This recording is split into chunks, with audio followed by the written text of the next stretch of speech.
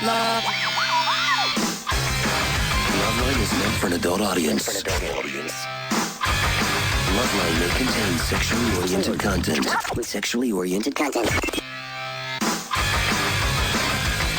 Listener discretion is advised. This is Loveline. Loveline. With Adam Carolla and Dr. Drew. Yes, it is. Hello there, kiddies. It's Loveline. I'm Adam. That's Dr. Drew. Phone number 1-800-LOVE-191. Dr. Drew is a board-certified physician and an addiction medicine specialist. And tonight, it gives me great pleasure to welcome to the show Tom Burbine. Tom is, I'm going to call an astrophysicist. A planetary science specialist. Yeah. Scientist. I think you get laid faster with that, astrophysicist. Yeah, And Tom was one of the two very generous people that donated $15,000 to come on this program to the Tsunami Relief Fund. We went out to dinner with Tom and his lovely boy toy, Kevin. Cohort. Yeah, I don't think they're dating, but I'm positive they're having sex. And because they followed me out to the station, and I couldn't see Tom's head most of the time. I was looking in my rear view. I drove together. Dude, yeah. come on. Kevin had a very satisfied look on his face and was missing a lot of shifts. So, Tom is an interesting story, but I'll let him tell it on the air. What brought you here, Tom? I've been listening to the show for a year, since 1999. While I was working on my PhD thesis, I would listen to Loveline. At MIT. At MIT, I would listen to Loveline from 10 to 12 and write my thesis. So I listened, and I was inspired. And one of the first episodes I heard was when Pennywise, barricaded you in the studio. Yeah. And I thought, this is the greatest show. Then I... By the way, that was not a good time. Yeah, You didn't ask us to tell you that whole story. There's a whole story there. And Drew... Poo-poo City. We have a lot of stoned, semi-retarded listeners. Well, most all of them. Who MIT? It's like, hey, he goes to school that makes myths. I think is what they think. Explain a little, blow a little air up MIT's ass for a second. Would you MIT please? stands for Massachusetts Institute of Technology. It's the top engineering school. All the sciences are either one or two, usually tied with Harvard or Caltech. I was a planetary science major, so I did research on asteroids. Yeah, it's a fun place. They had lots of monies. Monies. Yeah. I was able to take trips every year. I went to Prague. I went to Berlin. Wow. I went to Copenhagen, and it was fun. I saw Bill Gates there. Wow, like nerd off. Yes. Calling all nerds. Showdown. And since everybody was so... You hear that? You know the good, bad, and the ugly whistle? Tom goes for a pocket protector. Gates reaches for a slide rule. And since everyone was so nerdy there, I was considered one of the cool guys. No, you are like the Chuck Heston of nerds. Yes. I would date the prettiest girls who lived in my dorm. All relative. People wanted to hang out with me because I seemed like I was having the fun time. No, better. No, it's better to be the starting quarterback of nerds than sort of the third string guy on the football team. Yeah. You know what I mean? Yes. It's like sometimes when they say, the guy. There's that one guy. All the other guys are playing like rugby and baseball, and this guy takes the ballet class, and everyone makes fun of him until they realize it's him and 26 chicks who have eating disorders and low self-esteem, and he has to work them out and stuff. It's like, no, wait a minute, genius, smart. So that's shrewd. Tom. Yes. Tom. Yeah, and the girls King are of the nerds. And the girls are much hotter there than you would think. They're much hotter. Really? Yes. You walk around campus, you'd be shocked at what the girls look like. So really? Yeah. Yes. Okay. Don't hold your breath. So Shocked. he now teaches or is doing research and teaching in the Pioneer Valley where I went to college. Yeah. And he brought us gifts from the Pioneer Valley. I love that. Drew, how often do I bring Look up at the that. Pioneer Wait. Show Valley? him that. Look at this. Look at that. Yeah, that's Amherst. That's Drew's alma mater. Jeffrey Amherst Bookstore. Lord Jeff smoking a 4-foot-long pipe and reading. With little smallpox mixed in there. Yeah. So I wanted to get you something that had some meaning, so I got you an Amherst College T-shirt. Oh, God bless you. And, Drew, that's big stuff That is for you. huge. Oh, that's awesome. Go Lord Jeff. Nice. I am your best buddy. And I also got you an Amherst College mug. Oh, That's I'm huge. in heaven. It's huge. And my college never sends me anything. Oh, really? Except requests for money. I will make sure you speak there. I will make a note. Yeah. Oh, yeah. Drew, this is your new mug. Yeah. Yeah, it is. Yeah. And Right this second. And Adam, I wanted to get you to have as much meaning for you as Drew's alma mater is to him, so I got you a Taboo 2 DVD. Oh, my God. You can never have enough of those. I'm sure you have many. I do. I have two, but now one for the SUV. Yes. Ever since they put the monitor in the headrest, I've been looking for something to do. Yeah. Oh, my God. Yeah. I might break into the theme at some point tonight, too. Yeah. And because I got 2 Drew presents, I figured you get a second one. And at dinner, you said you'd never seen this. I got you New York Minute. Oh, awesome. This is great. We watched that all afternoon. We critiqued it. We were so impressed with the movie. I'm excited. You could have got me Drew's book, too. I haven't seen that. Yeah, he knows better than doing that.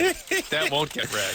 Well, when James Earl Jones does it on tape, you can get me that. That is awesome. We got to watch the outtake of the ending that didn't actually make it into the movie. Listen, I guarantee. Look, you're talking to a guy just got done watching all 3 the Karate Kid trilogy, and the 4th one actually with the chick. So I will watch this as soon as I get home. And thank you, Tom. What? And I got you some food. Wow. Oh my God. A gourmet popcorn. Wow. And in a tin, just in case you're ever trapped here and need to use that as a toilet. We got that just in case. And this is a step up in toilets. I mean, compared to what you were picking. Well, the decorative tin I used to crap into was a little bit taller. Caramel Rocky Road. Adam, wow. Please. Wow. Drew will go right through this. Oh, my God. Oh, my God. What a mensch you are. Yes. Only the best for you guys. All right. I want to talk. All right, Drew, put that lid on there. Is it empty enough to crap in yet, or should we do a few more? It'll stick on there like a pecan log. Yeah. All right. Tom knows more about the asteroids and outer space than anyone we're ever going to get on this show. I'm curious.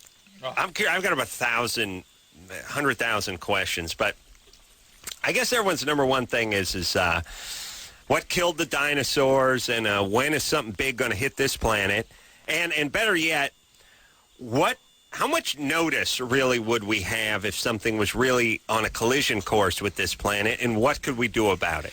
It depends. I mean, there's nothing big that's going to hit the Earth in the near future. So we've seen a lot of the asteroids probably bigger than a kilometer, and there's nothing on a collision course.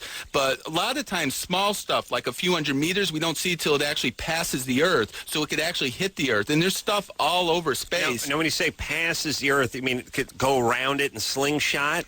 Yes, but most of these things are actually in orbit around the sun. They're now in the orbit around the Earth. But as it's passing, is there a certain distance from the Earth at which point it comes into view? Yes. Usually, the bigger it is, it's easier to see. And so generally, give it average. These things go from the biggest asteroids about. No, but I mean, would it be hours before you? It depends. If something's on collision course, we might see it or we might not. So all? Yes. A lot of these things actually burn up in the atmosphere. So really, something could be on a collision course, something of a substantial size, and we might not see it. Yes. There's telescopes, but they don't see everything. It's very underfunded. They spend money, but not that much money. It's usually some old guys sitting in a telescope looking for these things. I've seen the movie. The guy's always sipping from a flask and nodding off when he catches a glimpse of something, and then he gets on the hotline. Before you know it, you're waking the president up. What's the president? It's always 4 in the morning when something hits? It can't be noon? Never present, just bright-eyed and bushy-tailed. Hello, president? Yeah, I'm awake. What's up? He always has to do a thing where he goes for his glasses and says, "Sweet love of Christ." You know what I mean? I got to wake everyone up. Yep. Oh, why not? Nothing could happen at noon? Of course not. All right, so we might not see it, even if it was on a collision course. Yeah, some comets go on these orbits, and sometimes they only pass around the sun once. So there could be a comet on a collision course right now, and we would not see it till it starts getting closer, and the volatiles start burning off. So. Is there any plan? Volatiles burn off. Yeah, I love that. Is there anything that do we have any plan for shooting a missile at anything or doing anything like that? People are doing studies. They're trying to actually blow up, or not blow up an asteroid, but divert an asteroid that's coming close that is not just a practice. Because what you want to do is just change the orbit. The problem is for actually destroying it is all the material would actually hit the Earth still. So you would actually Just try to do more damage. It'd be like a shotgun as opposed to a bullet, right? Yeah. So they want to practice moving these things and just changing the orbit. So if we find one on a collision course, we could tell if it's going to hit the Earth maybe in a few hundred years. So that would give us enough time to actually divert its orbit. We would use our technology.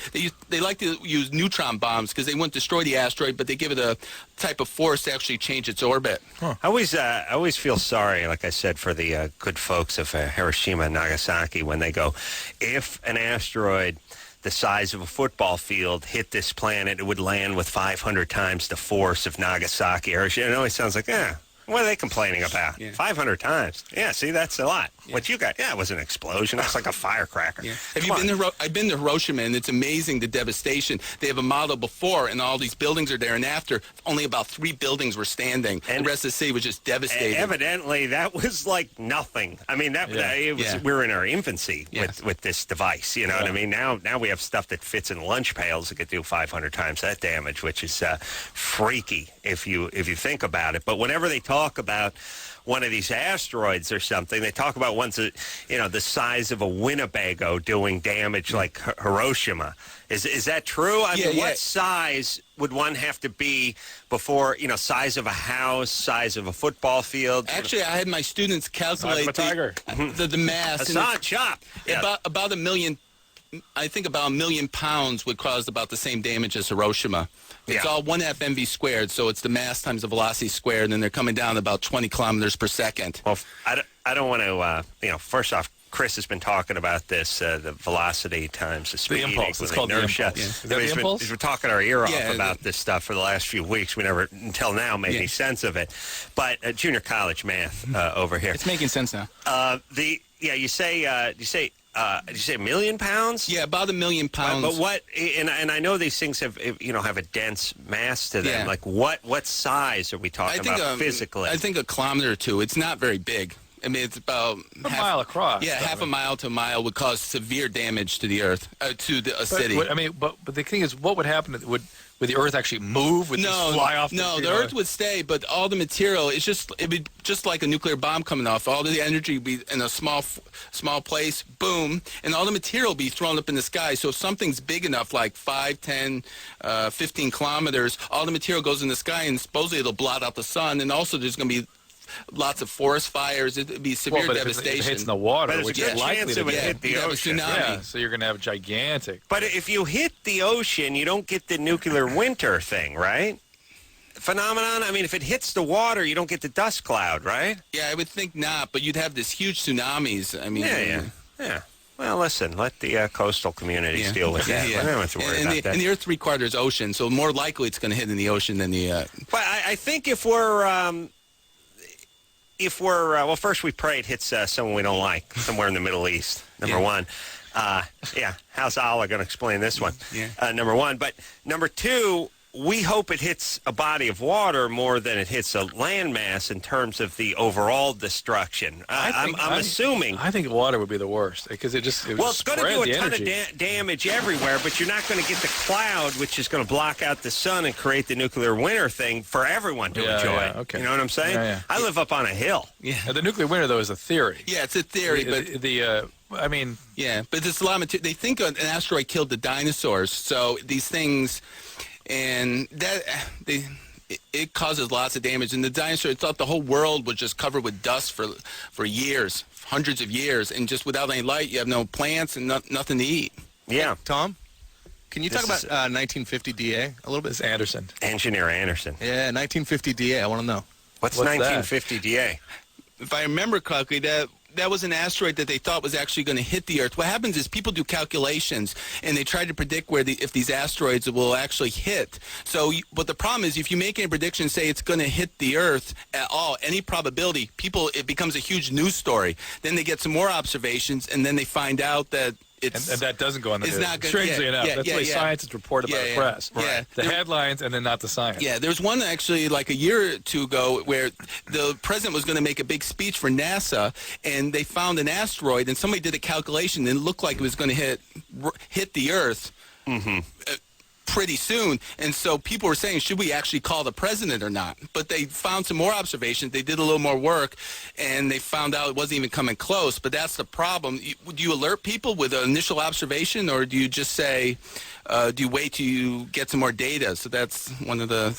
So everyone panicked in this 1950s. Yeah. A lot of panicking going on in the 50s. Was it in the 50s? Realized. No, that's when it was discovered, 1950. So, I see. So the asteroid, they initially give it a date with the year it was discovered. Then the DA means, I think, what month. When did it become an issue, though? I think a few years ago. Oh, really? Yeah. Like I have an asteroid named after me. So. Oh, you do? Yeah, all my friends have asteroid names after me. So I'm asteroid 5159 Burbine. Oh, really? Yeah. You got a number? You have a number assigned your asteroid? Yeah. They give it the number initially, and then they'll give it a name. So I was friends with all the people who named asteroids, so they were nice, and they named one after me. So in my little town, I was a little local celebrity, but people didn't know what it was. They thought maybe it was a comet, maybe it was a star. Who knows? But it was an asteroid. Wow. But the bras just come popping off, and Yeah. I do use it sometimes Oh, and stuff. Sure. Yeah, I mean, you got to do what you got to do. Other guys use a red convertible. You use an asteroid. Sure. But let me ask you this, and then we're going to the phones, Tom, because you know how the show goes. Yes. Knowing what you know, I'm curious if you're agnostic or atheist, or you have a religious. I'm Roman Catholic. My mother's Jewish. But Shocking. Yes. So I was I was raised Roman Catholic, so I go to church every week. I just went to church this morning, so Does your understanding of the universe deepen your religious convictions? You know, because I think the common belief is the more you know, the less religious you're going to be. Well, at least the domain of God and the domain of the devil change. Yeah, but Right. at MIT, actually, the most religious people I met were at MIT. Either they were very religious or they were very atheist. They just didn't believe anything. There was the extreme. If they were religious, they were super religious. Right. Yeah, but And where do you fall in that? I don't have a little interpretation of the Bible, but the problem is to get life on Earth, there was a lot of chance events that would happen, and my feeling is you can't really understand God, so I don't really even worry about it. But there was all these chance things that had to happen for life to exist on Earth. Maybe you had to form the planet Jupiter. Yeah, but you study probabilities. You know that electrons are probabilities in space. So, I mean, but the probability there's life anywhere else in the universe is, there probably is, but in the galaxy, who knows? There's probably about, like... So, even tell how many planets have life in the galaxy. Go ahead. Four? Nobody knows. We could be the only one. We could be the only... Yeah. Well, I do know if there is other life, they kind of look like us. Their appendages are a little different than huge foreheads. Big eyes. They accommodate those huge brains. And, somehow they can build marvelous spacecraft, but they have, like, lobster claws. Like, I don't know, how do you turn an Allen wrench with that thing? Yeah, I don't know. And they must have enslaved people with digits or something to do their work for them. All right. That's right. They move things with their brain. There used to be a lot of that. Star Trek? Yeah, remember there used to be that in movies? Yeah. Like, it was the greatest special effect that you never had to pay for. It was just some guy, there's a close-up of a guy looking very stern, and another guy screaming, clutching his forehead, "Stop it! Oh, I can't think! Ah!" And he makes some weird wah, wah, wah. That's like, hey, wow. Talk about cheap special effects. Yeah, use imagination the day. Shot of you looking angry, me grabbing my head, yelling, "Make him stop." It's awesome. All right, let's talk to Kelly, who's 20. Kelly? Yeah. What's up? What's up? Basically, like, me and my boyfriend, we've been dating for, like, 6 months, and we recently went to, like, Havasu Thursday, Friday, Saturday, and we just got back today. And, like, somewhere around Friday night, like, I'm on the pill, but I didn't take it with me. And somewhere on, like, Friday night, like, probably midnight, we had unprotected sex, and then that followed with Saturday night and then Sunday morning. And I was wondering how long can I wait before taking the morning after pill? Well, you don't take the morning. You're on the pill. Well, that's... Yeah, but she didn't take it. I know, but you have been on the pill up until Friday. I haven't been on the pill, like, in about, like, a month and a half. Oh. Why not? Because we haven't really been, like, sexually active in about, like, 3 months. Just a second. You can't go on a houseboat with a guy in Lake Havasu and expect not to have sex. What do women think? The guys are, like, not interested in that? Or, I don't understand. Oh, I didn't expect this. What? What do you mean? Yeah. That's all this guy thinks about for the moment he gets up. It's denial. I mean, guess so, obviously. yeah. Look, you couldn't take if you took your family to Lake Havasu, you'd end up nailing your daughter. I'm sorry. That's the way it goes over there. If you got a houseboat, your family would have sex with your entire family. Well, not just your wife. You'd The get catfish everyone. before that. Catfish, Yeah. family. No, everyone. Yeah, Your yeah, sons, dog, everybody. All That's right. what the houseboat is. All right, but It's a house bed. what's the longest period of time you can that can have passed before the pill's effective? Is that what you're asking? Yeah. 4 days, up to 5 days, really. 5? You're supposed to take it within 3 days, but some people have suggested you can take it up to 5. So go get it right now, Kelly. You had sex on Friday, for God's sakes. Come on. Kelly? Yeah. Kelly, you're 20, yet you seem like you're having difficulty tracking. Are you okay? Junior college, by the way? 4 years. 4 years of junior college? No, I'm at a 4-year college. Which one? Northridge. What? Whittier. No, Fullerton. Fullerton. Fullerton. All right. You're lucky I don't know enough to know what a horrible college that probably is. Cal State Northridge, Cal State Fullerton. Oh, okay. Wow, that's bad. Yeah, Tom scoffs at you, by the way. Yeah, it's no Berkeley. He's from MIT. Yes. Yeah. All right, so Kelly, go get that morning after pill, would you? Okay. And what? Wait, what do you mean, okay? Don't do it. Who cares? Every second goes by, the effectiveness wears off. You have up to 72 hours, maybe up to 5 days to get some effect, but the best effect is the soonest after the intercourse, okay? So basically, if I took it, Friday, we did it Friday midnight. I basically got, from midnight that Friday night for, 3 days till, then. Basically. I don't know how to answer that, Kelly, except by repeating. No. Listen, here. Let me tell you, Kelly's hypotheses. It's 72 hours from the last time you had sex. So if she can just keep getting nailed, this could go on for infinity. You see, she could be in her 90s Every getting 72 nailed. hours. Yeah. So your thing is I from got the nailed last time, I Friday, see. Saturday, and Sunday, so it should be 72 hours from today. Right. Or she's saying, does it have to be taken at 72 hours? At 72 hours from That would the be time I had awesome sex. if that's what she was saying. It's just like pushing the reset button. Wait, let's ask That's her. right. Let's She ask never. her. Come on. You think you're gonna get that out of her? Let's see. You're not gonna get Okay, that. let out me of her. make sure she understands. Okay, Kelly, first of all, you with me? Yes. All right, it's a phone number I want you to write down. 1-888. She doesn't have a pen. You have a pen? She's writing with the kissing potion on the side All right, of a it's pump. 1-888, not too late. Not too late. Too late. You remember that? Yeah. So number 188, two. not too late. And the number 2, not too late. And they will refer you to a pharmacy that will give you the pill tonight without a prescription, okay? Oh, okay. Okay. Do you understand that its effectiveness wears off and approaches 0 after 72 hours? So the sooner you get it, the better. Okay. Take the pill now. What was it you thought? How was it you thought it worked? Okay, well, I basically thought, you had up to, 5 days, from the first time you had sex, when you first had intercourse, the first time. Mm-hmm. So, 5 days after that, you have it till 5 days to take, the morning after pill. All right. You have up to 3 days, but the effectiveness is at its least, at its nadir, the lowest, the longer you wait. All right. So you just Go get it now. You're take 48 the pill. hours. You're 40 hours. You get about 70% effectiveness now, maybe 80. Okay. Did you really expect, by the way, to go to Havasu and stay on a houseboat, not get laid? I wasn't really expecting it.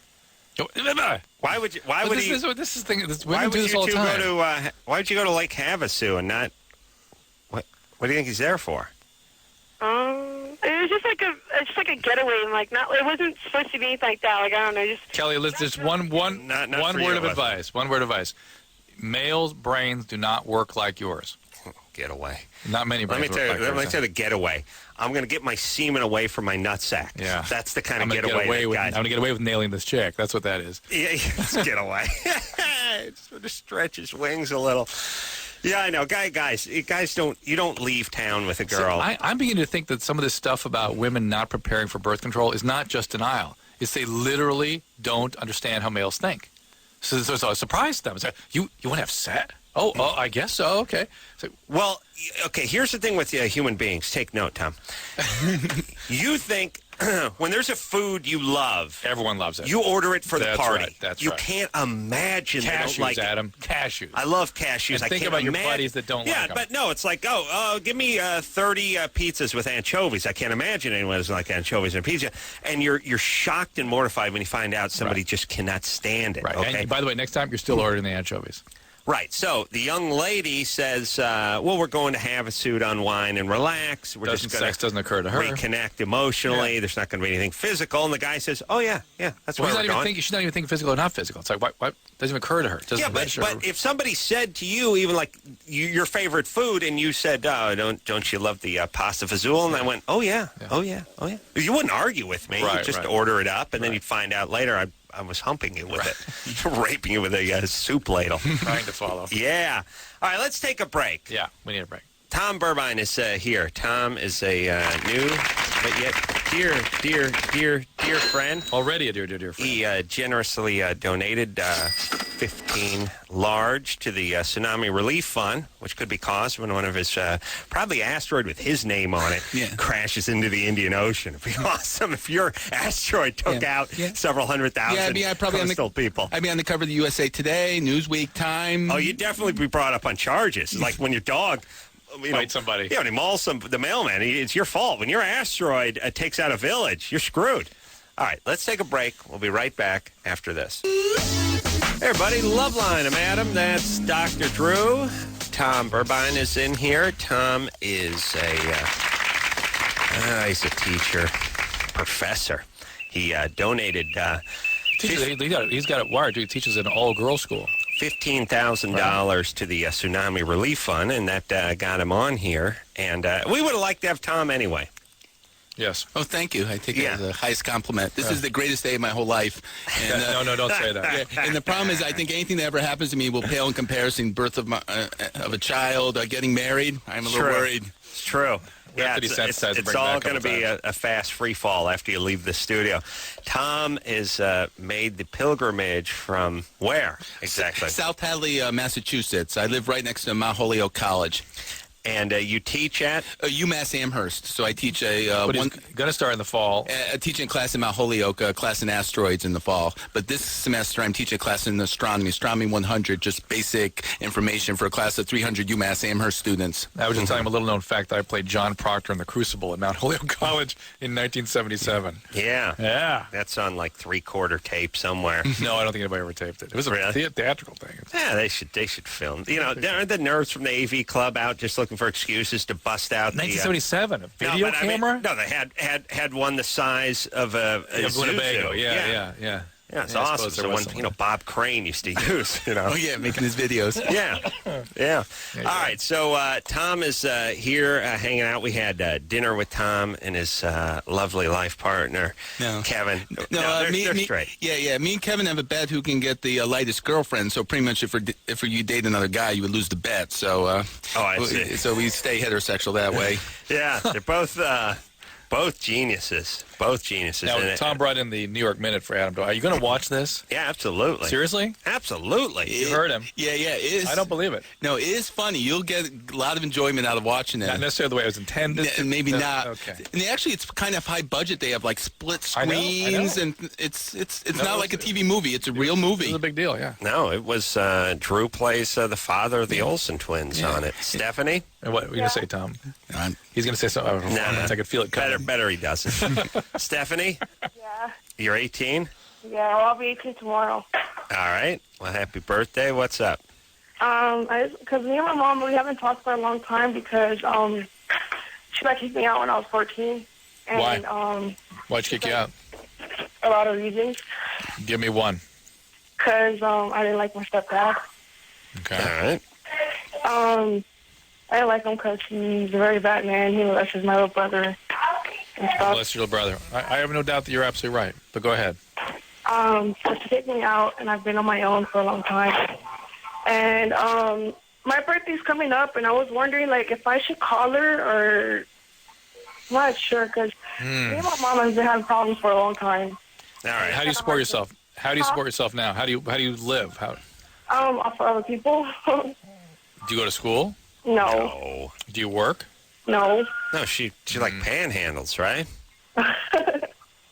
Are you prostituting yourself or something? No. Are you doing drugs? No. Okay. Well, what do you do? How do you get money? I live off of my cousin and my friends and also other people. She mooches. Yeah, but I mean, physically, they just lend you money, or do you panhandle? I panhandle and they lend me money. All right.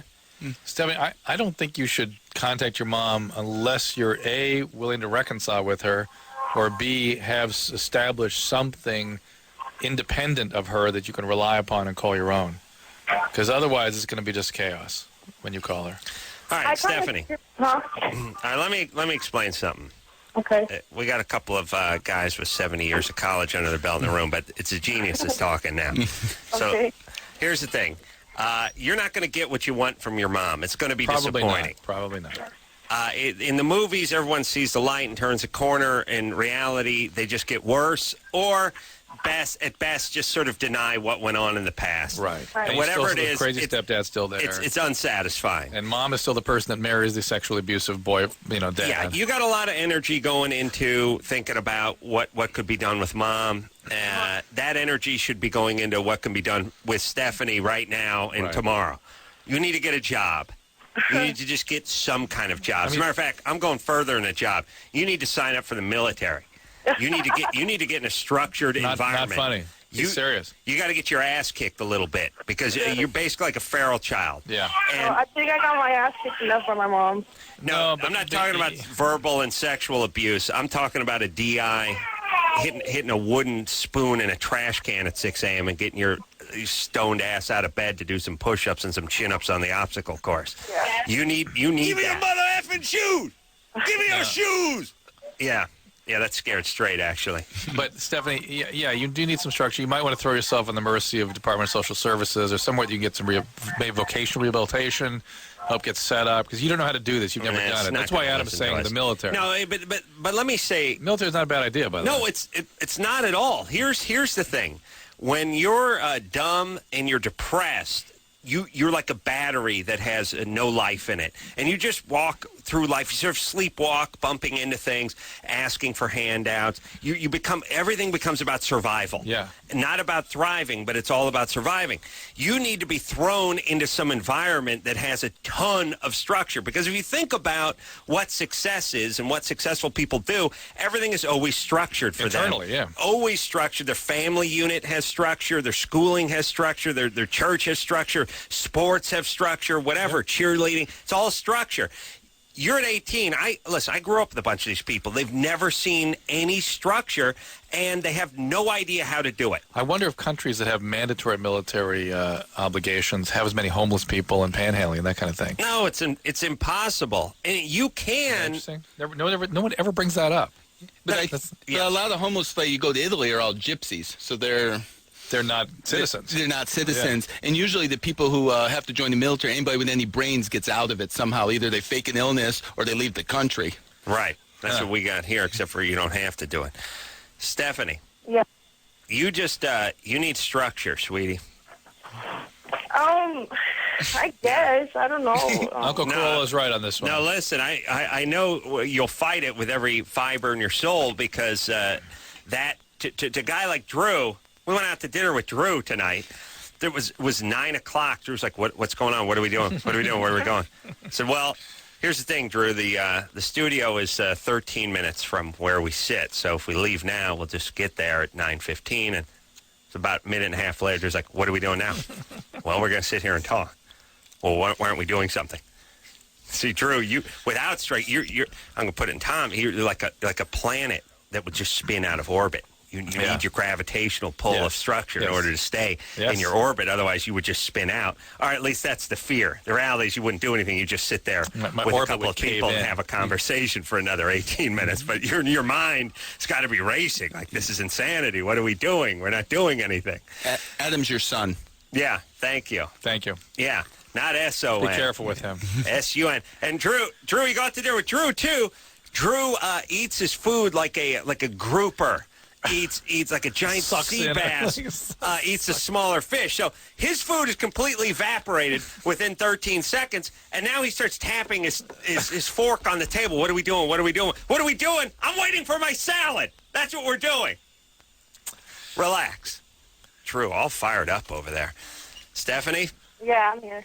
All right. You're She needs a dose- depressed. she needs you a hate dose your of what I mom. have. You just, I'm like the you gotta multi-orgasmic get female. I've yes. sucked all that up. You and need some other people need some of what I structure. have. You need Job Corps. You need the Job Corps is a good one for military. it, too. You need to I go tried sign to- yourself up for something and go do it. I tried to get Job Corps, but my mom wouldn't sign the papers. You're 18 now. Go tomorrow. And by That's the not way, funny. let me Come tell on. you something. I know, but- Hold on. Attention, all idiots. Don't give us lame excuses when we're 10 times as smart as you are. It's You're not- 18. You're emancipated. Go sign your papers. Tomorrow. All right. Good girl. Yeah. Okay. Go to Job Corps. Just go do it. You need structure. I'm sorry for the hand that life has dealt you. Then but you take call your control. mom. Then you call your mom. When you're in a position that you have a life, you call your mom. Okay? Well, I mean, Job Corps. I wanted my mom to be part of it. You know what I mean? I No, know, Stephanie, but that's your pathology talking. It's going to be very disappointing trying to drag her along into something that's yours. Your mom's. Here, listen, Stephanie. Your mom's not a good person. You potentially are. Let's not end up like your mom. Well, okay. Let's go to Job Corps. The thing is, I'm thinking because, okay, my mom had 10 kids, right? And 10 kids. 10 yeah, kids. 10 kids. Dude, it's funny because her thing is once you're 18, you're on your own. But I tried, like, all my mom's kids, we try to get her to see that she has, even if I turn 18, she has more that. She has my little brother and my little sister, you know? And then it's funny because the other day, me and my sisters, we were sitting around the table and we were thinking about the first time my mom cussed us out, you know, not the first time she, like, took it to a All party. right, hey, Stephanie. Yeah, I'm Job. here. Listen, I don't want to hear anymore. Just go to Yeah, Job that's all. Corps. You're all completely Your focused on mom's your a mom. mess. You got to focus on yourself. Don't This is get not- pregnant. This is Yeah, not don't get Stephanie pregnant. and Mom. This is Stephanie. Go How, forward. Drew? How much have your parents changed, or how much have you been able to change them in the last 30 years? No. Zero. Or have my kids changed me? No. Yeah. All right, impossible. Right. It's impossible. Whatever your parents were when you were 9 is what they are at 19, at 29, 39, Unless 109. somebody gets some treatment. I mean, we treat parents all Oh the time. yeah, I mean, look, they could stop huffing copier toner or something, but other than that, their basic construct, their personality's not going to change. But even when we have addicted children, we end up treating the parents and trying to bring them along, and they change in treatment. She's got 10 kids she doesn't care about. No. You're number 8 or you're number 6, whatever you are. Whatever. Join the brood of folks you don't care about. You'd be better off with a German Shepherd as a mom. Now, Tom, you see, you've got this auctioneer over here. If you actually want to talk, you got to just jump in and just He talk knows I'm over right. it. Don't He worry nods. about it. Just He nods. pile on. Don't just listen to him. Pile on. Okay. I'm just enthralled. No, stop that. Yeah. Stop that. And That I won't do. can see That it's a will not problem. do. Enthralled. Will not do. We need you jumping all over him, right? He's fine. No, and this is good. What I wanted to learn was how much you actually make panhandling. I mean, is it $10 a day? Is it $5 a day? Is it? Well, See? it depends. Good If Drew walks past you, it's 0. Come on. Stephanie? Yeah. You never get a good answer, but how much do you make doing the panhandling each day? Depends on who you get it from. Thank you. All right. Loveline callers. Thank you. There you go. Well, Tom, Yes, there you go. is That's the ultimate Loveline experience right there. You've had. no different than any of your calculations you've done on a computer. It's an exact number. She even got down to the tenths of a penny. And you know what? We go back and ask her, you'll get the same response. Yeah, depends. Yeah, I always like that. It's like, what kind of weather is over there in Southern California? Depends what day it is. Yeah, okay, fantastic. Question answered. Check that box. Let's keep moving forward. Yeah. Well, now that we're all experts on the income of panhandlers, we can move forward in our But life. you know what's crazy? They have to. If you ask them to generalize or give an average, they won't. But if you ask them a specific, then they won't do that either. They'll go back to the general. Right. All right. So it depends. I'm just shocked she can use the phone. It knows all the numbers and able to press the buttons. And Oh yeah, that is. Well, you can teach anyone to do that, but she. It depends who goes by. You get one lump. Okay. She has that I'll take a break. prostitution, okay. Tom Burbine is here tonight. He sounds like one of the largest dealers of custom band vans in the Inland Empire. Tom Burbine's custom vans and RVs. You're the guy echoing, it's dealing days at Tom Burbine's. And then you just stand there like, dealing days. You just stand like, it's the kind of thing I'd see Stone at like 3 in the morning, you in front of a custom van. You talking about making fun of SUVs, talking about captain's chairs. Yeah, jumping from one van to the next. I always like when they do. There is a guy who does the custom van sales at like 2:30, 3 in the morning out here. And my favorite is the Stooge accomplice, where he goes like, Cheryl, try to get in that SUV. Go ahead and try to get in that Explorer. Oh, Tom, again?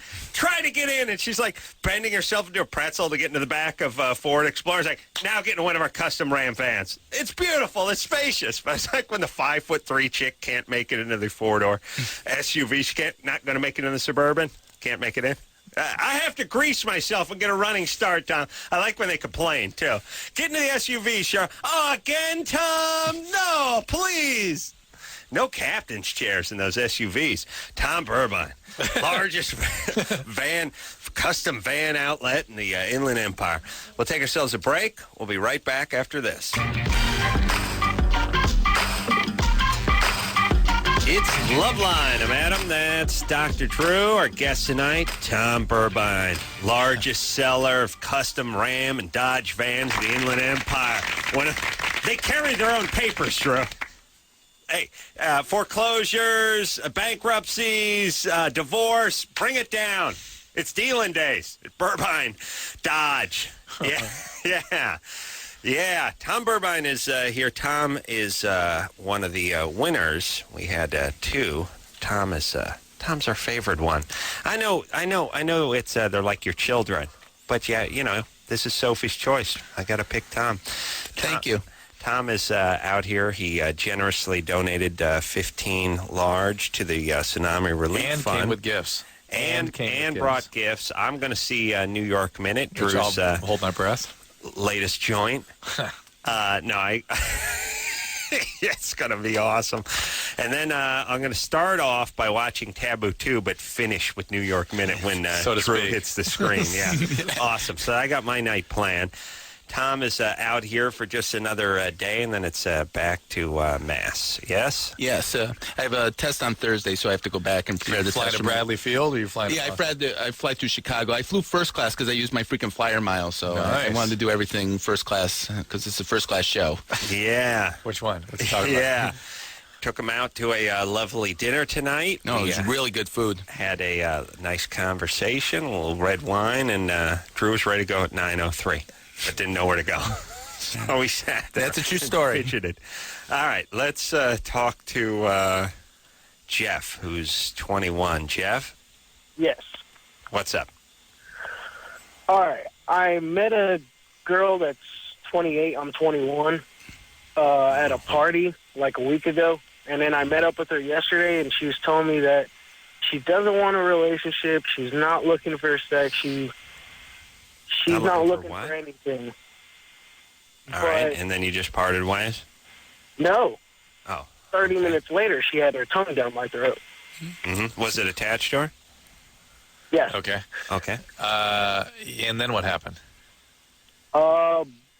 We hung out for a few hours and got drunk, and then we all crashed at a hotel. You had sex? No sex. What? No sex? Nope. All right. Wow. Well, first off, what a raconteur young Jeff is. Oh, he Nobody paints spins a yarn like Jeff. beautifully. Poetic. I wish I could write that fast. Did you guys have sex? Huh? You guys have... Nope. All right. Wonderful. Stuff dreams are made of, Jeff. All right, so your question then is... What should I do? About not having sex with some 28-year-old chick you kissed? No, should I pursue it or what? All right, here's Tom. Jeff's the guy needs directions. Give him some direction. Go ahead, but if she tells you no, that she's not interested, believe her. Don't keep going after it. This is somebody. Well, I don't understand. I smell chaos. I farted, actually. No, beyond the fart. I smell chaos. Oh, okay. And you're 21. She's 28. That's couscous. Did you say she has? That's nice. Did you say she has a child? Yeah, she does. A 1-year-old. A 1-year-old. No, Jeff, come on. She told you no. Well, I don't understand what her thing is. She said she wanted no type of relationship Hey, whatsoever. us. Nothing. She is not looking for anything. Yeah. All right. Well, first off, let me just say this. Tom will jump in because I'm guessing he's got a number of kids floating around the country he probably doesn't even know about. Going to the Star Trek conventions. A lot of chicks. Yeah, I almost went to a Star Trek event. I wanted to see William Shatner, but it got canceled because not enough people Showed up. yeah, bought tickets. So I had to go to a comic book convention instead down in Dallas. Shocking. I was just kidding, by the way.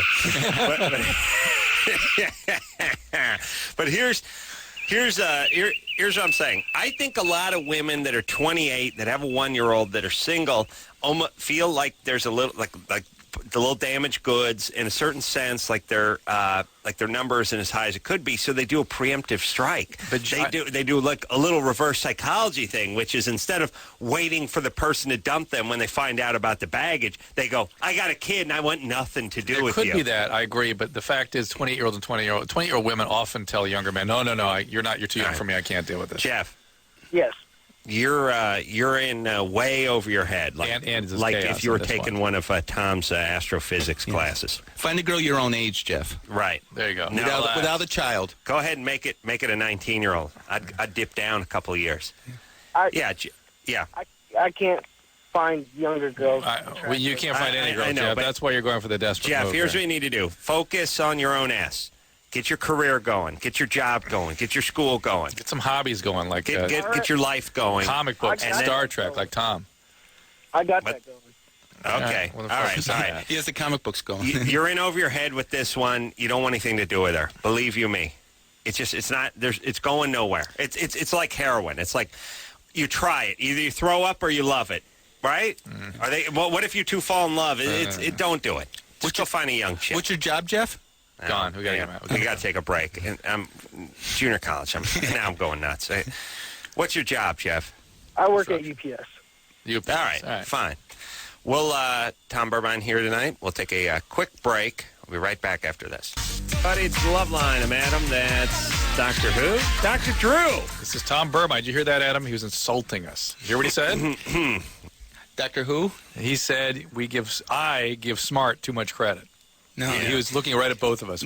I went to see Dr. Drew speak at a book sign once, and I was so impressed. You did? Yes, I went to the one. I think it was in Fairfax. He thought Shatner was going to be there originally. In Washington? It was in the Virginia area. You were with another guy. I don't know what his name was. And I got his traveling companion. Yeah, and we got a book sign. There was a rabbit there. Somebody had brought a rabbit to the book signing, and a rabbit.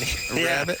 Tom later killed it and then wrote, I need you in the rabbit's blood on the rental car windshield, the tourist windshield. Remember saying that? In my kitchen? Yeah. Was it a man in a rabbit suit? Or No, it was an actual real rabbit that someone brought, and you said, there's a rabbit there. Are you sure it wasn't just a really good suit? No, it was a real rabbit. Someone had brought. Some of those rabbit suits are so realistic that you just really can't tell. No, I asked that because I remember. I've been burned. I remember I was at somewhere. I think it was Princeton that had a rabbit suit, but this was a bookstore outside Washington D.C. Yeah, outside Washington D.C. So I took the bus out there. I got the sign, and I was very impressed with your speaking ability. Any question you would answer succinctly to the point, and you actually seem to care about the people. Everyone who asked the question, I do. This is what Adam tries to beat out of me. Yes. No, I mean that's part of his genius is the illusion of caring. Yeah, thank you. Awesome. Thank you. I mean, like any great magician, they don't actually possess magical skills, but the sleight of hand. My nephew today was trying to get my son off a chair, and his sister goes, "What's the magic word?" And he goes, "Abracadabra." Like to make him disappear. The magic word.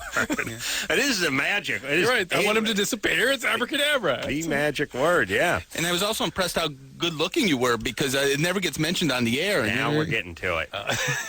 Now we're getting why. Now we know why he popped down the 15 grand across country. Oh, and I got to put out too, don't I? Well, for 15 grand, I think that's good for at least a reach around. What am I going to do? Drew, as a physician, you're trained to sort of tune out as you're doing these sorts of things. Put my patients first, especially when somebody's laying themselves out for such a good cause. Put a little extra talc in that glove, reach into it, and just pretend like you're, working on like a fisher on an old man or something. Yeah, pulling out some colon or something. Yeah. I can just appreciate human beauty, so. Yeah. No, you're secure with your sexuality. You're gay. Yeah. I like the guys that are so straight they can't comment on other guys' looks. Like Yeah. I don't know Brad Pitt. I don't know if he's a troll or he's Adonis. I'm a dude. I can't tell. judge How other can dudes. I can't judge. You're outraged. How can I judge? What's the matter with you? Yeah, Right? I can't do judge. it. Like I ain't gay. I'd have to blow a guy if I wanted to actually judge another man's. No, I saw physicality. Troy. He's a good-looking guy. I mean, Yeah. if there's anything wrong with that. I am amazed you were at that bookstore. I remember that bookstore. Was it kind of had a coffee shop attached to it? Yeah. And then they had juice and cookies, and I got a book signed, and I had some girl take my picture, and then you asked if she was my girlfriend. I said I wish. That was my joke. Yeah. I How was she? totally She, cracked up. She was pretty pretty and stuff, and I took a picture, and then I mailed it to her. So. You mailed it to her. Yeah. She gave me her address. She was a Oh, little, really? but she was with her boyfriend. So. Yeah. That was an interesting Bad group, as I times. recall. Yeah. And I asked the question, do you ever get mad at Adam? And then you said, I get mad at Adam all the time. Right. Yeah. Yeah, All that's right. about right. Wow, you're photographic. Yeah, I have a memory. very good memory. It's a curse. Yeah. Well, you You know, won't what, laugh, don't worry. it's from not doing enough drugs and not getting laid. Yes, I agree. Guys that screw all the time have zero memory. They don't even remember when the last time they got laid was. Ironically, They it was don't like have 20 to. minutes ago. They're not replaying it. They're going to the next th- one. They're like, I can't remember when. Oh, wait a minute. There's a vagina on my penis. I guess now. I guess the answer is now. Okay. Yeah. Yeah. But zero memory. Yeah, well, They don't- why- yeah. and- you don't have to recall things. You don't have to replay them. You just act them. They're there. Yeah, That's it's right. happening. That's So right. it's- you Right. have to recall the stuff to use it in your No, I really do. rituals I really later. do think getting laid affects your memory. I like, remember those guys in high school that were getting laid all the time, and you'd like go, "Hey, dude, remember I saw?" And they'd be like, No. "I don't.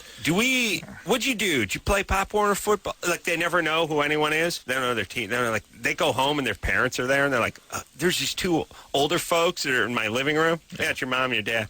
I'm Oh, sorry, yeah. get laid. I have no memory." Yeah, Jessica. Yeah. Uh-oh. There she is. Hi. 17? I have a question. Okay, last month on the 14th, I stopped my period, and then 10 days later on the 24th, I started again, and I'm still on it now. And you've never had irregular periods before? No. Are you on medication? No, but about a month ago, I got off my birth control pills. And what pills were those? What's the name of them? What brand? What kind? Oh, the Try- birth control pills. Yeah, They were orthotricycline. tricycline. And were you menstruating normally on the pill, or were you having spotting? No. You were No. not having spotting, and you were menstruating normally. Yeah. All right. Well, So- yes, coming off the pill can do that occasionally. Is there any chance you're pregnant? No. Because, me and my boyfriend broke up, but we hadn't had sex for like 2 months already. You can still And be pregnant. When It's did you possible. stop, when did you stop the pill? About a month ago. But All we right, so- were not sexual a month before that. All right. All right. So this has something to do with you coming off the pill. It may regularize by itself within a month or two. Sometimes it can take up to 6 months for your periods to regularize after getting off the pill when you've been on it for a period of time, particularly the shot, the Depo-Provera, can be a while before things get back to normal. how long If will it it keeps last? bleeding or if it's very heavy, definitely check with a gynecologist, okay? Oh, okay. But it doesn't necessarily mean anything. There are a lot of things that can cause that kind of bleeding, pregnancy being number one amongst them, and tubal pregnancy is the thing you really worry about. Ovarian cysts, So infections. should I check if I'm pregnant, or? I think it wouldn't be a bad idea to take a pregnancy test. I know that's what the doctor will do as soon as you go over there. What do those things cost, by the way, over the counter now? The pregnancy test? Yeah, they're Pregnancy test? are they like I don't 12 know. bucks? I think they're probably 12 They used to bucks. be kind of expensive. Yeah, I know it's like $30 to get a drug test. Urine drug screen. That's for a bunch of stuff. You can get that Yeah. over the counter? Mhm. Really? P. Really? There's Where- all kinds of brands. Really? You just go to the farm and go to the And you get a urine toxicology, urine drug screen. Most of them you pee and you send them in. And they give you like a preliminary read, then you get the confirmatory stuff back. Really? Yeah. So how long does it take? I think a week, something like that, to get the results. Wow. Yeah. And what about what's a stool sample going to do for you? Nothing? Because I want to get stool. Depends what you want to use it for. I'm going to send stool in. But really? Stool, probably right away. So how do you wait? So it's like if you have a troubled teen, you got to go get some of their urine. I think I'm a big. Sure, that's big- great. Yeah, it's gonna be great when you start testing your kids in about 6 months. Yeah. It's great. It's I might great. do You it. can say eating disorder. It's gonna be awesome. That's It's awesome. I say it's a modern time, dude. You live in the old ages. All right, but Drew, listen to me. Listen, you are going to screw those kids up, and it's all going to be under the guise of I'm doing it because I care. Meanwhile, you're gonna screw them up. Just relax. You don't have to screen them for drugs. Let them do something first. Oh, Drew, you got too much energy. You're gonna screw them up with that energy going into them. Screening them for drugs? That's something that weird. really should be done more frequently. I really believe that. Really? It should be part of health maintenance for adolescents. But You take them to the doctor, get checked. Why wouldn't you check that? Well, you don't. I mean, when will you take them to get a physical for football or something? You don't take them. There's health maintenance for adolescents, and that would be a key thing. Yeah, but why not just send them straight to rehab then? I mean, why not take any chances? You know, maybe they're swapping urine with the neighbor kid who's a Jehovah's Witness. There's a lot of urine home screening right now. A lot. That's a mainstay. At the Lord Fauntleroy School for albino hemophiliacs, not at North Hollywood High. There's no drug screening going on over there. Doing drugs and getting away with it. Yeah. Drew, here's what I'm saying. Let the kids find some weed in their drawer or something first, or let them look glazed over or something. No, they're not hooked at that point. Look, first off, you think those kids could smoke pot for 2 years before you found out about it? No. I give them 2 minutes. Yes. Okay. So, the very first time any of your kids dabble in anything, you're going to know Probably. that afternoon. Yes. Okay, you're going to be driving your car, and all of a sudden your head's going to start turning to the side because your kid's going to be sucking on a foil pipe somewhere, and it should be in homeroom, and you're going to get this weird thing. It's going to be like scanners. Your head's going to explode. Okay, so here's the thing: you don't need to screen your kids for drugs because they can't do drugs. The screening isn't going to prevent them from trying it the first time. You will know the day they do it. Well, not everyone. Do you agree you're with probably that? right. Yes, I have uncanny instincts with that stuff. Well, but not only that, but you'll be looking for it. And the main thing, but the point is, I think parents, I'm trying to do as I tell other parents too, which is get used to this. It should be something. Yeah, to do. but they don't have. I know they don't have superhuman powers. Deputy dog sitting across from the dinner table. I mean, you got McGruff at the dinner table. No, I agree with you. Yeah, you will know. I mean, just look at it that way. You will know. Oh, I tell them that all the time. I said, you guys, you got it bad. Oh, they're never going to be able to do anything, but you don't have to screen them. That's going to slow down the process. You have to wait for them to whiz in a cup. You're going to know before they go to the bathroom. You're right. All right, so don't bother. Adam's going to be so happy when he hears your kids are on drugs. That's going to be awesome. I'm just going to be happy with Adam as a kid. I bought a dime bag from Drew's youngest today. It's awesome. Yeah, he didn't give me a break, though. I was kind of pissed about that. He's a businessman. All right, he's dealing from a van. Sean? Yeah. You're giving them eating disorders. They're good kids. Give them a little space. All right. Sean? Yeah. They got to be kids. Taking advice from Uncle Adam. Yeah, believe me. Sean, you're 20. Yeah. No, listen. I'm telling you, you can't put the screws to them. They're good. Here's my they're thing. Good kids. You're absolutely right. And my thing, it's not about putting the screws to it. It's about not putting the screws to it. It's about having a structure in place, and if they fall through, it's up to them. Yeah, daily urine checks is structure. Yeah.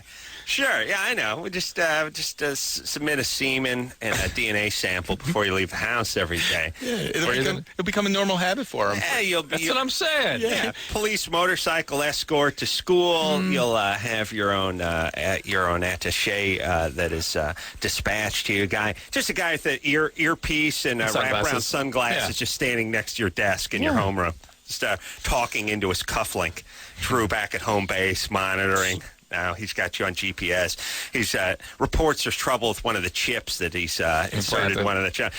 This is not a tracking chip. He sees what the child sees. Yes, he can tell if he's copying from the Asian kids. Like calc paper. Being John Malkovich. Yeah. Actually, you will actually have 3 separate screens, and you'll sit in a darkened room. You actually see what they're seeing, and it'll be weird when they burst into the room and see you looking at you, and it's just going to infinity because they're looking at the screen and they're looking at you. Look at the screen. I can't wait for that. It'll be awesome. It'll be great. Awesome. Sean? Yeah. You're 20. Yeah. I've had a problem with proper erectile function since I started having sex, like around 18, and it hasn't really gone away. And hasn't gotten worse. It's pretty much been the same. It doesn't have to do with drugs or drinking. Like I'm off any of that. What, Sean, pray tell, is improper about your erectile function? Like not being able to perform with a woman. What does that mean? Getting it up. You can't get it up in the first place? Yeah. So you've never had intercourse with a woman? No, I have, but I'm just saying on several occasions when I need to, I can't, and I just think I think it's normal for me at this young of an age to not be able to perform or get it up or whatever. Well, all right, hold on. Do you have a girlfriend? No. Have you ever? Yeah. You need to, I mean, unless you have some sort of, vascular problem, you need just to find a girl and work it out. Right. How about just getting a girlfriend? Look, because here's the thing. Your nerves, here's what I want to say. I don't think anyone would be good at anything if Drew. If you're nervous. If you had to do, well, no, let's not use you. Let's use me. Because I'm always nervous. I have to do work on this radio show. But if I had to do this radio show, and I just did it I did one a year.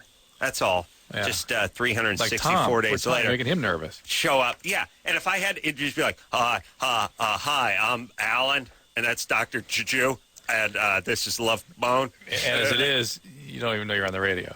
Right. Yeah. That's right. Yeah. I'm sure we're here. The point is, Drew, can you see what I see? Have you planted a chip in me? Yeah. Drew's put a chip in his kids. Something awesome. The point is you need to find a girlfriend. You get that girlfriend, you work it out. Like any job, you do it every day. It becomes very easy. I agree with one brief little interlude here. Can I talk to him for a second? Yes, you may. Sean Adam is absolutely right that it's probably anxiety. It's probably they need to work things out. But you do need to be checked out to make sure there's not a medical problem. Do you have a normal sex drive? Yeah, I would say so. Do you have normal body hair? Body what? Hair distribution on your body? Yeah. Normal stature? Yep. No other medical problems? Nope. No medications? I'm on Wellbutrin now, but it's been going on since before then. So. All right. Well, but obviously somebody thinks there might be a psychiatric problem. Yeah. Here. So that maybe that's what's causing this disorder. So, how do you think I should go about fixing it? I think maybe who is a psychiatrist prescribing the Wellbutrin or a general doctor? Gardner.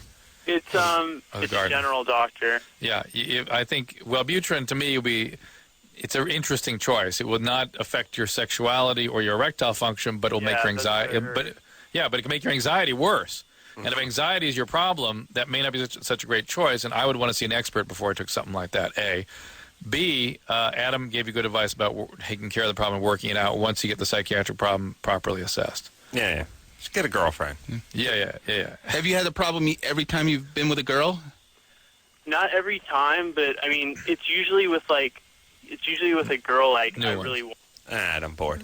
He's anxious. Yeah. He's got to work it out. Well, look, but I'm anxious too. Yeah, you do, Not a but problem. your passion takes precedent. Takes it over. I wouldn't say precedent, but it's in the driver's seat.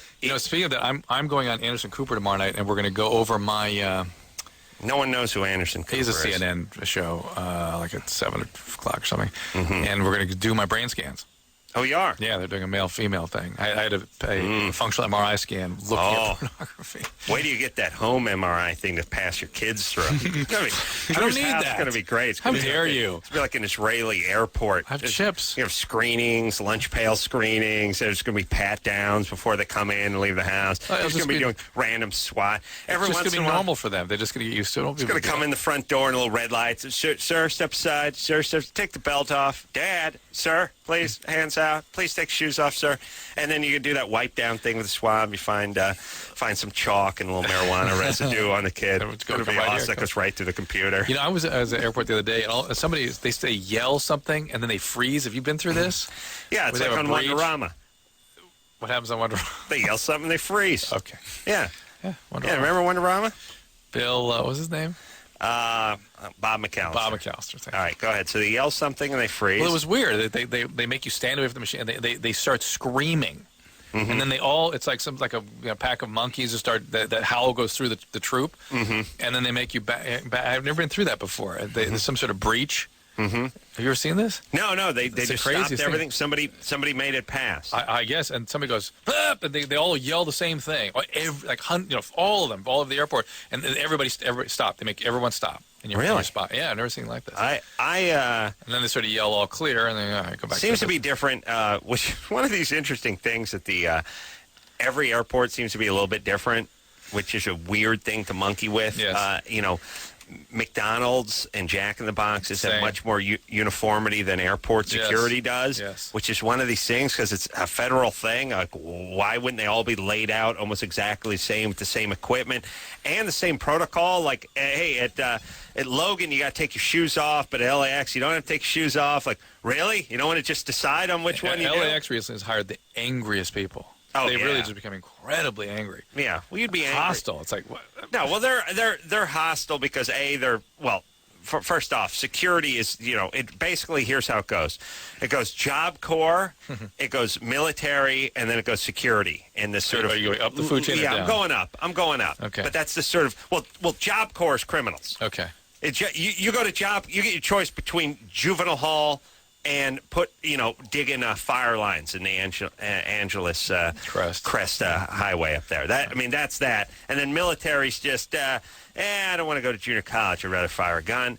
And then security is I've been busted so many times. I think I know a lot about the security at this point. So, when you've been cuffed as many times as I have and had as many run-ins with the man. I mean, think about this losers in all facets of security. All facets. I mean, here's what it is. Security's like Secret Service and then a free fall. just a 2-hour long. It's FBI. Yeah, okay. It's like that's not really security. Okay, let's just like Secret Service, and then there's the guy you run into backstage at the Weenie Roast who won't let you on stage, even though you have to announce the next band, or you're in the band. Here's what I do. I'm two members of KISS, and I have to announce it. And I have to bring them on stage. Could I get out? No, can't do it. So that's my point. You're dealing with the bottom of the barrel, and then it's L.A. So you not only have the bottom of the barrel, but you have the angry people who are all out here. It's not, it's not Georgia. Yeah. You know what I'm saying? Yeah. So you have an angry city with the bottom of the barrel. Yeah. So it's awesome. It's great. It's a great experience. And take your shoes off. The guy rips out the wand. I wouldn't mind if I got singled out and had to be felt up out of line. Yeah. I don't, they tell you what they're going to do. I'm going to reach around your groin now, sir. I'm going to reach around. I'm going to use the back of my hand. They use the back of their hand, which is in a weird. Yeah, it's like, hey, that's my weirdo uncle. He used to do that to me when I was 9. He'd do the back rub thing. He wouldn't do the front of the hand. He didn't want to get any prints on my underwrist. It was awesome. But yeah, the backhand creepier, and just go ahead and feel up, buddy. I don't need the whole here's what I'm doing now, sir. I'm taking my inner knuckle and I'm going to rub it against your left sack. And now I'm going right sack. Now I'm going sphincter with ring pinky knuckle. All backhand, by the way. Backhand. That's nice. That's awesome. All right. Let's keep. Should we take a break? I want to speak to yeast infection. How about 2? That's interesting. Line 2. Yeah. What's your take on medical marijuana? Oh, there's a bill in Congress. Zachary? Yeah, hey, Adam. Hey, Drew. Yeah, hey. 22. What's happening? Not much. Just driving on the freeway. LTL, FTC. I'm calling to get Drew's take on medicinal marijuana going to the Senate for vote this summer and see what, Adam's take is, too, on it. I'm currently a patient of medical marijuana, so it's okay. You are. Zachary, there's a couple things. Hold on. What are you doing with medical marijuana? Hold on. I'll tell you what he's doing in a second. Let me tell you. You don't know? No. Hold on. He knows what's up. Okay. I am generally in favor of these bills. Okay. I think the lack of a rational approach to this drug is creating serious problems. Mm-hmm. And we need to get much more rational, particularly as it pertains to research and medical use. We give opiates to opiate addicts if it helps them decrease suffering. Why can't we give marijuana to marijuana addicts if it helps them at the end of life? I'll tell you what, Drew, slippery slope, my friend. I know, slippery slope. And Zachary, what I will tell you is I've never received a request for medical marijuana from other than a marijuana addict. Right. Non-addicts are not interested in medical marijuana. And when I offer Marinol to the addicts that ask for medical marijuana, not interested because it doesn't make you high the way the regular marijuana does. You're interested in being on marijuana, and if that helps you with your medical problems and you're not interested in getting off, fine. What medical problem do you have? Chronic backache. Yes. Chronic back pain would magically go away if you rub it. But be that as it may. Wow, Tom, tickled by it. I know it does. It's an opioid effect for some people. Giddy about this, but chronic some back of the pain. marijuana, the CB1 and CB2 receptor antagonists, blocking agents, these marijuana receptor blockers are going to be some of the most important medications going forward that we're going to see in the next 5 to 10 years. So I'm a huge advocate of liberalizing the research Slippery of marijuana. slope, Drew. Slippery slope. Let me tell you what happens. You legalize this contraband, this narcotic for consumption for people with so-called injuries or conditions. Next thing you know, you got jackbooted thugs kicking in your front door, taking your infant, opening his mouth, massaging his throat, and forcing full marijuana plants down his throat. You see what I'm saying? Yeah, I see what you're saying. That's what's next. It's slippery slope. It's the same It'll way. take a few weeks for that to happen too. It'll happen immediately. A few weeks. That's optimistic. Yeah. I have it down to hours. Yeah. No, you're forcing people who don't want to take marijuana. You're actually the government will be forcing them to take it, and then you create a black market. I always like the scheme ones that involves guys in vans going to Nevada and buying things. Here's the problem. As it is, we got guys like Zachary, who's a full-blown marijuana addict, using it, and no one is really monitoring and exploring this. Zachary? Yeah. Wow. His name's Zach, and he's calling from Santa Barbara, so he really didn't stand a chance. It was like, someone just handed you a bong when you were born. There you go, buddy. They basically did. There's a bong. Yeah, we had his bong bronzed, actually. Your back pain will magically go away, Zachary. Just FYI, if you could maintain sobriety for about 3 months, that back pain will get a lot better. Well, listen, first off, you're going to live in Santa Barbara. You might as well just smoke weed anyway. There's nothing going on. Just enjoy the view. Yeah. Enjoy the sea air. But would you consider yourself a marijuana addict, Zachary? Oh, I definitely am. I mean, I've been smoking marijuana for 4 years. I only became a patient this past year. It just helps me with a lot in my life, more than just a little bit. And it's something I do recreationally. It's something I don't do at parties. I know. It's like giving opiate or methadone or buprenorphine to an opiate addict. How'd you hurt your back? Lots of labor, working as a courier for... No, doesn't have a back end. No, you don't have back end. end. Actually, I'm part of the Job Corps right now. I am cutting line on the Angeles Crest, so... Wow, really? How weird is that? Are you really on the Angeles Crest? No, well, I'm on the San Bernardino National Forest. I'm cutting line up there with the forest crew up there. I'll tell you, you are with the elite, the who's who of young felons from this country. Yeah, yep, we're working with people in the prison program. So that's awesome. Wow. But people don't know. Job Corps, it's prison with a shovel. Is basically what it is. You got to admire Zachary too. Zachary, do you consider yourself marijuana? Oh, absolutely. It does. I'm completely strung out.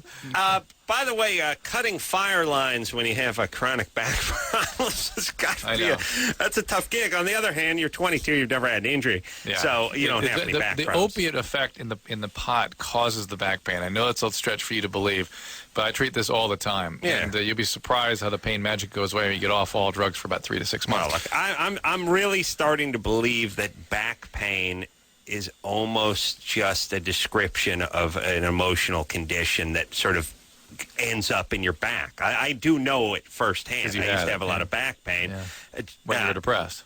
You're depressed, you get a lot of... It's not made up. I mean... You feel it. Oh, it hurts. You can't get out of bed some mornings. Yeah. You can't turn your head. You get these kinks in your neck and the pinched nerves and whatever you want to call them, stingers, whatever it is. But it's not because they're discs pushing on the nerve. It's because of something in the central nervous system. Yeah, but look, if you can give yourself diarrhea through... being stressed. Yeah, angina, or if you can vomit because you're stressed out, or you can headaches because you're stressed. Whatever you want. Why you can can't certainly you get back pain? pinch your neck up. Of course. That's nothing. All right, Tom Burbine here, one of, like I said, the largest Dodge Ram retailers in Southern California, and teaches. I'm just going to say astrophysics. It's close enough, cooler, and it's close enough. He's out here. He dropped $15,000 just to hang out with us for the tsunami relief. You're not giving fund. him a chance to talk. No, Why, buddy? He's tired. No, I'm just enthralled. Just to be in your presence is. Can I do some ass kissing? Wait, hold on a second, Tom. I want you to write down. Just make some notes. Make a note. I want you to really sit down with your thoughts for a second. I'm going to give you a piece of paper. Oh, thank you. We got to take a break. Okay. But Tom's going to do some world-class ass kissing when we come back. Hello. Who's this? This is Loveline. 1-800-LOVE-191. Loveline will be right back.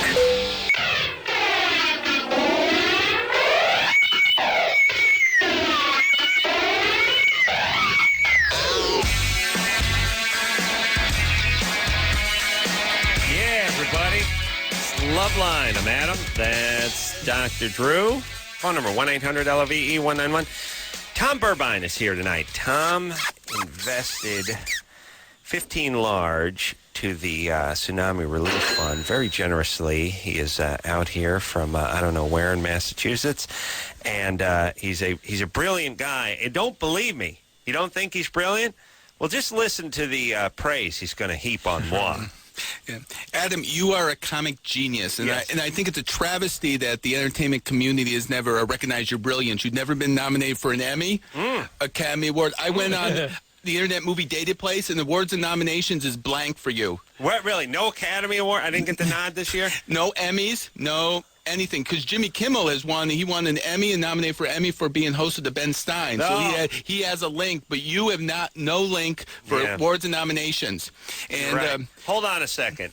First off, I beg to differ because we won a Shine Award. That's right. We did 3 of them. Although you'd probably find that under Caroline Ray's name because her name was prominently displayed on the thing, so Yes, much so yes. that I had to take a Sharpie and take her name off because people don't think it's my award. Also, I did get not an award, but a certificate for finishing a pig's trough at Farrell's Well done. in Well done. 1974. See? You So see? that should have been listed on there. But keep going. It's a plaque. It's suitable for framing.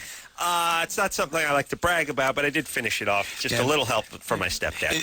And let me, you want to know the funniest joke I ever heard you tell on the show? Yes, I would. But hold on. If it's not funny, I'm going to kill myself because that's my funniest joke. You know what I mean? Yeah. All right. You and Dr. Drew were talking about how prevalent oral sex was in high school. And you, Adam, had the classic one-liner. You said if you were getting oral sex in high school, you'd be printing out leaflets. Oh, yeah. All right. That's a seven. And I laugh It every was time. a joke, by the way. He's serious. Yeah, He's yeah, absolutely yeah. serious. And it's something like Bob Hope or Jack Benny would never have thought of, never have told. No. Those hacks. No, they don't have my genius. So they do probably have a couple Emmys and maybe an Oscar in the closet. And if you were not on the show, I would have probably bid $20, $30, $50. Wow. Yeah, but because you were on the show, I did the bidding. Thank 1%. you. Thank you. Yeah. Thank you. And you got to remember, this $15,000 is approximately about, for this year, about 30% of my salary. So pretty much I'm going to be wiped out financially for years or maybe decades. Yeah. Well, it's an interesting, I was inspired by Tom's can-do attitude. And when I learned, now here's the thing, when we found out, we started talking 2 months ago about this raising money for the tsunami relief thing, I thought, well, first, winning bid for this show is going to be $1,500. That was my first thought. Yes. My second thought was going to be, we're going to get some trust fund baby comes in here. We're going to get some guy. He either he owns the nudie places down by the airport, and he's making money hand over fist because he got clipped on his Harley by a shell truck, and he's made millions in court or something. I just thought we're going to have that. I didn't know we were going to have 2 hardworking guys, 2 guys who know the value of a dollar coming in here. And when I found out that Tom basically is donating the amount he makes teaching for a summer session in his astrology class, I was inspired. And then I thought, so my first impulse is, wow, this guy is not, it's not like he makes $1 million a year and he's parting with a very small percentage of his yearly income. He's parting with almost 30%, as he said, of his annual intake. And he said, I believe he said when we were talking to him, it's just something he wanted to do. He had It's one of your life goals. Lifelong guy. Once I heard the auction, I said, this is the only way I'm going to get on the show. I'm not a writer. I don't have big breasts. I'm not an author. I'm not a musician. So I said, and I just said, this is mine. So I decided I'm going to bid whatever it was. I was going to take it, and I was able to get it. But there's a thing that's sort of inspiring in that Tom had a goal and had a dream, and he went through life, or his his trajectory in life is, I got things I want to do and I'm going to do them. And he waits for the opportunity. Instead of sitting around and thinking about worst case scenarios and what could happen and what could go wrong. What are the other life goals? I'd like to. I would like to have a link on the Internet Movie Database. Do something so I have some type of link on there. And IMDb. I always, IMDb. Why don't you shoot Drew? Yes, and then I think that would get you on. Yes, and my trial, and then I also always wanted to write a book, so hopefully it can be on Amazon.com. Write a book on asteroids. Oh wow! Yeah, well, you could write a book on. We're reading all the asteroids. stuff we were at. I think a lot of people are interested in the stuff we were talking about at dinner. Yeah, well, what you got to do is you got to come up with some crackpot theory that you can't really support, but it's got to be a real doomsday theory, and then you make the Not circuit. a theory so much as a headline out of it. And yeah, then, but I and mean, the science follows. You say we sell it. They sell it when you're going to be on all right, what's the title? CNN. What's the title going to be? Adam's going to help you here. Yes. He's very good at this kind of thing. I think it's gonna be called Duck. While you're going to be smashed by an asteroid, and then you do some calculations that no TV host can really keep up with. That basically says within somewhere within the next 8 years, something the size of Texas will actually, ironically, only hit Texas. So it's just going to be replaced. Essentially, Texas essentially is going to hit Texas, and not only is your theory going to be the size of Texas, the exact same shape, and land right on the border. and land right on it. As a matter of fact, it's happened 3 times. We don't even know it. It's like Texas got paved over. It happens at night. No one even knows. Yeah. So that's the thing. The size of Texas, but the shape of Texas, and it's actually going to hit Texas, and it's not spilling into Arkansas or anywhere else. It's just pow. What else is on the So board? it'd be Duck, y'all. Yeah, Duck, y'all. Okay. All right? And you want a commission if the book starts selling? No.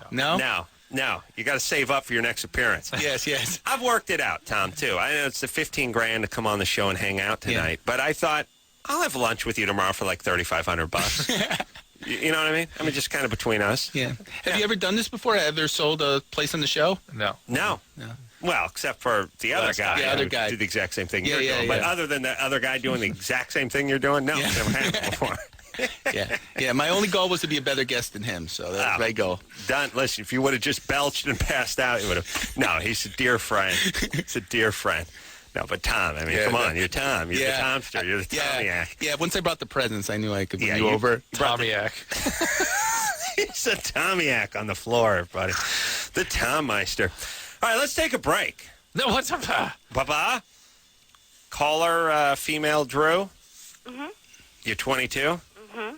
Drew, hot name for a chick. Actually, it's Andrea, but Drew's my nickname. Still, that's what happens when you're too hot for Andrea. They kick you up to Drew.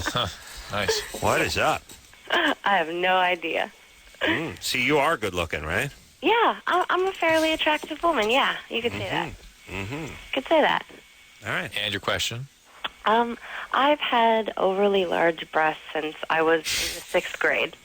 Wow. And You have a tough life? Yeah. I've had a lot of stairs. Yeah. Not necessarily a tough life, but a lot of stairs. And, now I'm 23, and my breasts are starting to sag, and I've noticed a lot of, shoulder pain. And I always thought that girls that complained of shoulder pain that had big breasts, it was just a bunch of crap because they were, wusses or whatever. But it really is hurting me, and I don't know if I should get a breast lift or a breast reduction. Well, hold on now. What size? What size are I'm you? like a 38D. I'm really big. I am. And I'm not a big girl, as far as, me being thickness-wise. No. How tall are you? I'm about 5'6". How much you weigh? About 135, 145. Can we do some radio math? Oh, we got to do some radio math. Let me tell you how the radio math usually works. Usually about 5'6" and 135 will add about 10% on the weight. But when you go 135, 145 now we're bumped up in the 20 percentile. Yes. Yeah, but doesn't she get a special deduction for the name? Drew? The hot name, the hot attitude. Yeah, but now I'm starting to wonder. I think she got the name when she was like 15 or 16. All right. She just kept it.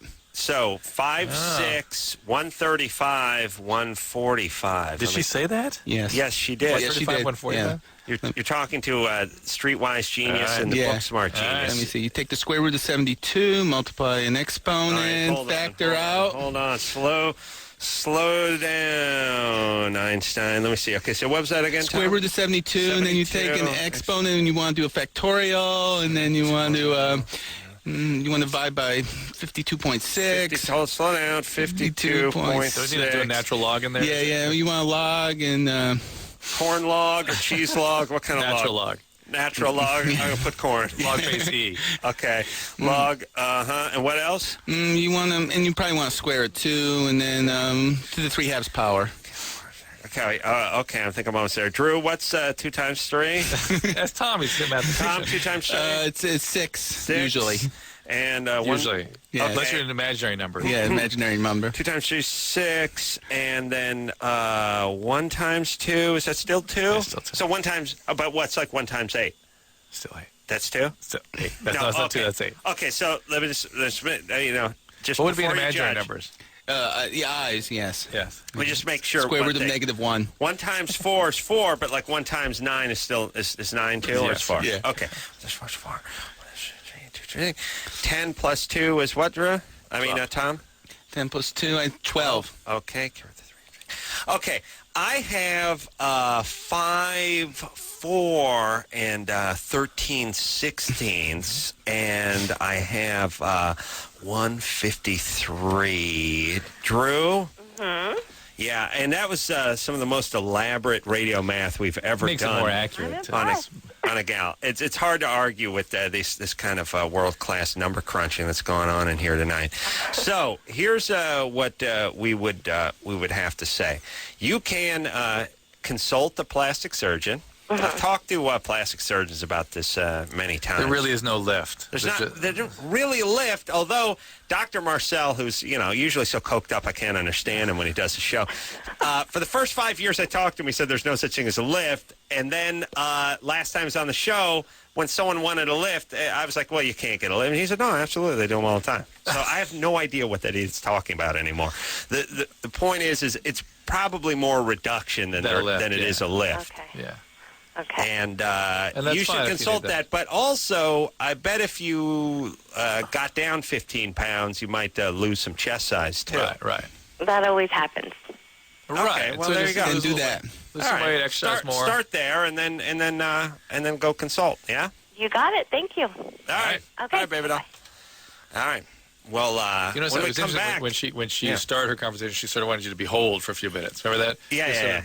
Just to She take got me in. humbled a little. Yeah. When we come back, we're going to calculate areola circumference with Tom Burbine. nice. It's going to be awesome. Thank you. After this. Hey, y'all. It's Loveline. I'm Adam. It's Dr. Drew. Our dear friend Tom is here. He's donated quite a lump to the Tsunami Relief Fund. And how liberating it must be to be like Tom. Drew.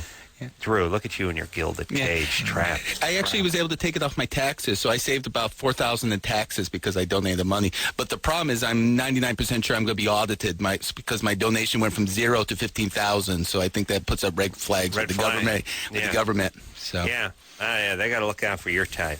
Slick snake oil salesman. Yeah, we've seen your type.